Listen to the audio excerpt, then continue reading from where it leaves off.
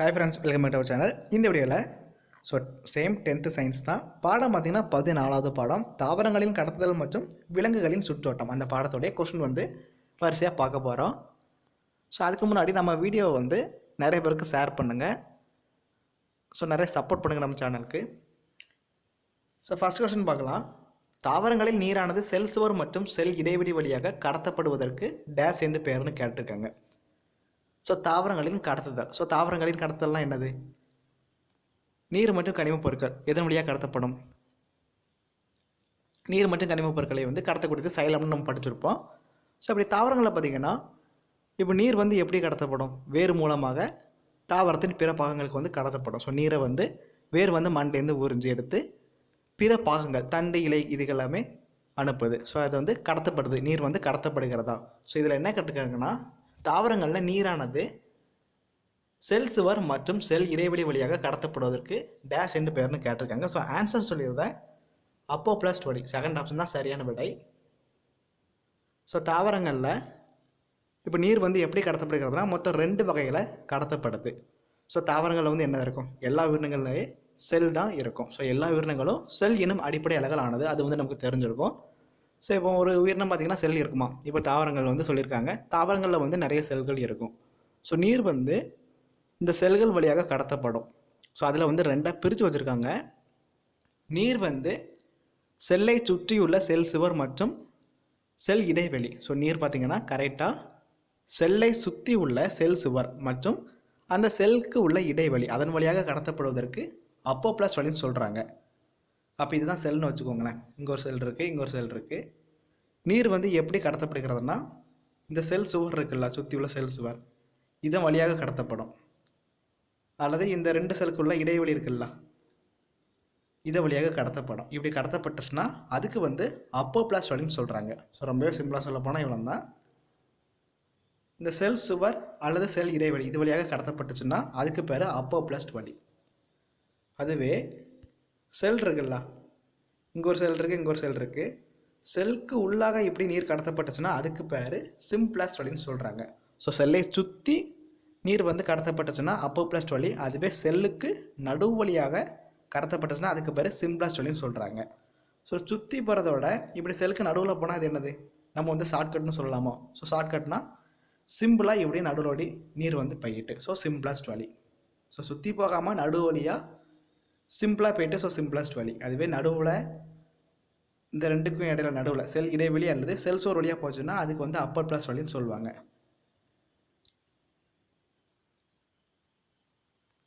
ரெண்டாவது கொஸ்டின். தாவரங்களில் இலைத்துளையானது டேஸால் சூழப்பட்டுள்ளது. தாவரங்களில் இலைத்துளை இருக்குல்ல, அது எதாவது சூழப்பட்டுள்ளதுன்னு கேட்டிருக்காங்க. ஆன்சர் பார்த்திங்கன்னா காப்பு செல்கள்.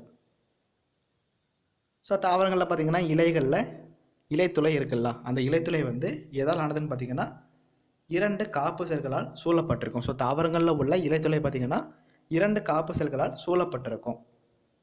இந்த காப்பு செல்கள் இருக்குல்ல, இது பகலில் பார்த்திங்கன்னா ஓப்பனாகி இருக்கும். பகலில் ஓப்பனாகி இருக்கும். நைட்டு பார்த்திங்கன்னா க்ளோஸ் ஆகிரும். காப்பு செல்கள் பார்த்திங்கன்னா பகலில் ஓப்பனாகி இருக்கும், நைட்டு க்ளோஸ் ஆகிடும். அதெல்லாம் நமக்கு தேவையில்லை, டீப்பாக போக வேண்டாம். தாவரங்களில் உள்ள இலைத்துளையானது 2 காப்பு செல்களால் சூழப்பட்டிருக்கும். அதான் கொஸ்டின். அப்புறம் 3வது கொஸ்டின். ரத்தத்தில் டேஷ் பர்சன்டேஜ் பிளாஸ்மா உள்ளதுன்னு கேட்டிருக்காங்களாம். ரத்தம் இருக்கலாம், நம்ம மனிதர்களுடைய ரத்தம். அதில் எவ்வளோ பர்சன்டேஜ் பிளாஸ்மா இருக்கும்? 55% பிளாஸ்மா இருக்கும்.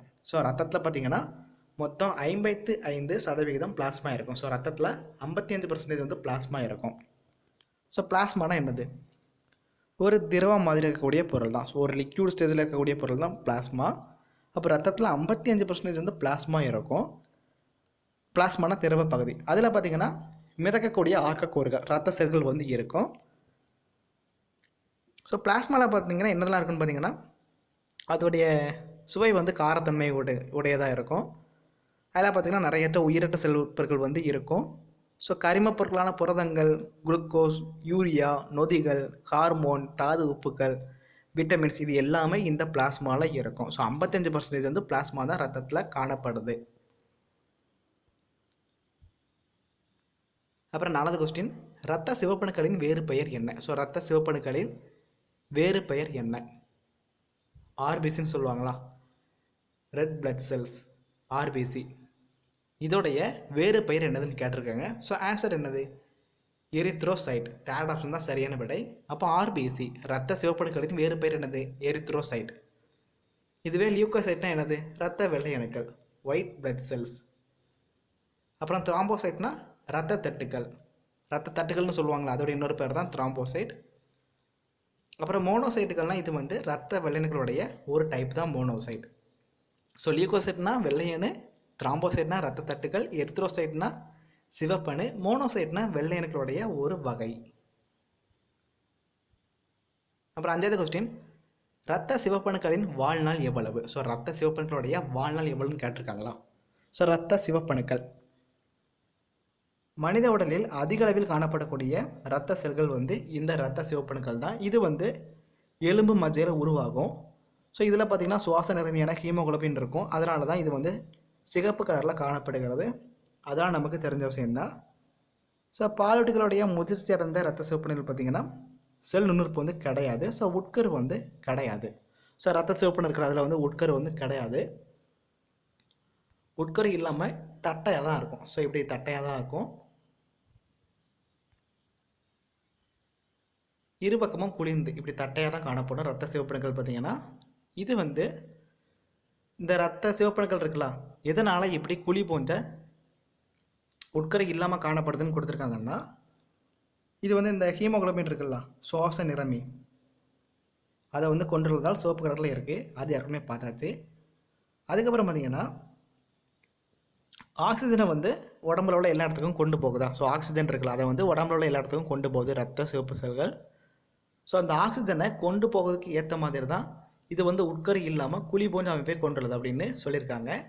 இப்போ பாருங்கள், இது ஒரு இரத்த சிவப்பணுக்களா, அதே மாதிரி இது ஒரு இரத்த சிவப்பணு.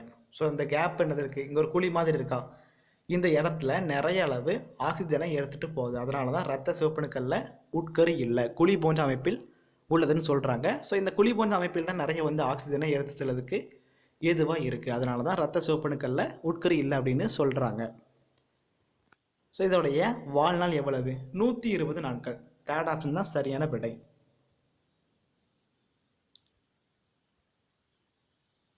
6வது கொஸ்டின், இரத்த வெள்ளையணுக்கள் காணப்படும் இடம் எதுன்னு கேட்டிருக்காங்க.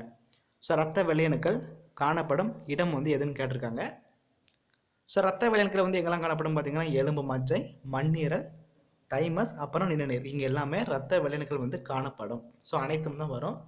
எலும்பு மஜ்ஜை, மண்ணீரல், தைமஸ், நிணநீர், இது எல்லா இடத்துலையும் இரத்த வெள்ளையணுக்கள் வந்து காணப்படும். ஸோ இரத்த வெள்ளையணுக்கள் வந்து உருவாகக்கூடிய இடம் வந்து இது எல்லாமே. அழிக்கப்படும் இடம் எது? மண்ணீரலில் அழிக்கப்படும். ஸோ இரத்த சிவப்பணுக்கள் வந்து எங்கே உருவாகும்னு சொன்னேன்? எலும்பு மஜ்ஜையில் உருவாகும். அழிக்கக்கூடிய இடம் பார்த்திங்கன்னா கல்லீரல்.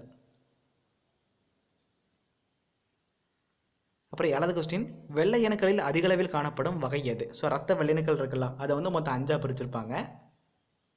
அந்த 5 என்னலான்னு பார்த்தீங்கன்னா neutrophil, eosinophil, basophil, lymphocyte, monocyte, மொத்தம் 5ஆக பிரிச்சிருப்பாங்க. இதில் வந்து துகள்கள் உடைய செல்கள், துகள்கள் அற்ற செல்கள்னு பிரிச்சிருப்பாங்களா.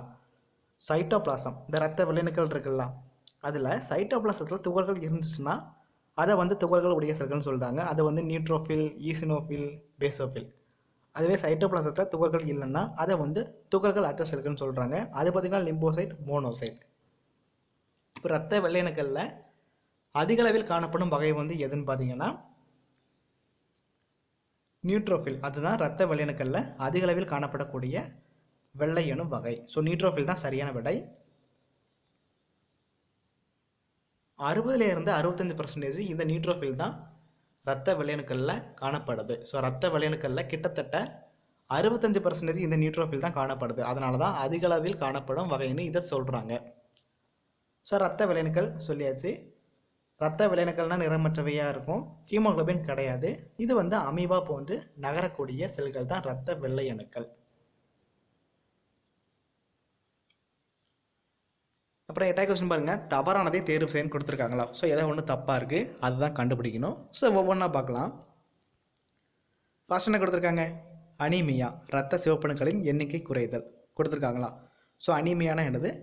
இரத்த சிவப்பணுக்களின் எண்ணிக்கை குறைவதால் வரக்கூடிய ஒரு நோய். அது வந்து கரெக்டு தான். So first correct. அப்புறம் பாருங்க, லியூகோசைட்டோசிஸ் இரத்த வெள்ளை அணுக்களின் எண்ணிக்கை அதிகரித்தல் கொடுத்துருக்காங்களா? ஸோ செகண்ட் உள்ளது லியூகோசைட்டோசிஸ். அப்போ இரத்த வெள்ளை அணுக்களின் எண்ணிக்கை அதிகரித்தால் வரும் நோயின்னு கொடுத்துருக்காங்க. ஸோ அதுவும் கரெக்ட் தான். ரெண்டாவது. மூணாவது பாருங்கள், லியூகோபினியா இரத்த வெள்ளை அணுக்களின் எண்ணிக்கை குறைதல். ஸோ அதுவும் கரெக்ட் தான். ஸோ லியூகோபினியானா இரத்த வெள்ளை அணுக்களின் எண்ணிக்கை குறைதல். ஸோ சைட்டோசிஸ்னா அதிகரிக்குது, அதுவே பினியானா குறையாது. அப்புறம் பாருங்க, நாலாவது த்ராம்போசைட்டோபினியா என்ன கொடுத்துருக்காங்க? இரத்த தட்டுகளின் எண்ணிக்கை அதிகரித்தல்னு கொடுத்துருக்காங்களா? ஸோ இது வந்து தப்பு. ஸோ அப்போ நமக்கு சரியான விடை இதுதான். ஸோ பினியா அந்த மாதிரி வந்துச்சுன்னா அதோட மீனிங் என்னது? குறைதல்னு வரும். ஸோ த்ராம்போசைட்டோபினியானா இரத்த தட்டுகளின் எண்ணிக்கை குறைதல் தான் சரியான விடையாக இருக்கும். ஆனால் அவங்க தப்பாக கொடுத்துருக்காங்க. அப்போ நமக்கு தான் சரியான விடை. ஸோ பினியானா என்னது? குறைதல். பினியானா குறைதல்.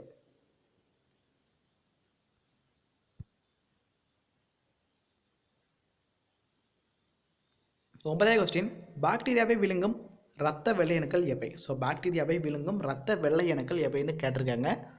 ஸோ இரத்த வெள்ளை அணுக்கள் என்ன பண்ணும்? நமக்கு வந்து நோய் எதிர்ப்பு சக்தியை தரும். ஸோ நம்ம உடம்புக்குள்ளே நுழையக்கூடிய நோய் கிருமிகள் அதை வந்து அழித்து நமக்கு வந்து பாதுகாப்பு தரக்கூடிய வேலையை தான் இரத்த வெள்ளை அணுக்கள் வந்து பண்ணோம். ஸோ இரத்த வெள்ளை அணுக்கள்ல 5 டைப் இருக்குது, அது ஏற்கனவே சொல்லிட்டேன். அந்த இரத்த வெள்ளை அணுக்களுடைய 5 டைப்பில் ஒரு டைப், அது பேர் பார்த்திங்கன்னா மோனோசைட்டுகள்னு சொல்லுவாங்க. மோனோசைட்டுகள் இருக்கலாம். இதை பற்றி சொல்ல போனால் இரத்த வெள்ளை அணுக்கள்லேயே மிக பெரியவை வந்து இந்த மோனோசைட்டுகள் தான். இதோடைய வடிவம் பார்த்திங்கன்னா அமீபாய்டு வடிவம். மொத்த வெள்ளை அணுக்களில் பார்த்திங்கன்னா 5 முதல் 6% இந்த மோனோசைட்டு தான் இருக்குது. இது வந்து விலங்கு செல்கள். அதனால் மனித உடலுக்கு தீங்கு விளைவிக்கக்கூடிய பாக்டீரியா வந்து மனித உடம்புக்குள்ளே வந்துச்சுன்னா அதை வந்து அப்படி முழுங்கிடும். ஸோ அதை வந்து அப்படியே அழிச்சிருது. ஸோ பாக்டீரியாவே விளங்கும் இரத்த வெள்ளை அணுக்கள் எதுன்னு பார்த்தீங்கன்னா மோனோசைட்டுகள். செகண்ட் ஆப்ஷன் தான் சரியான விடை.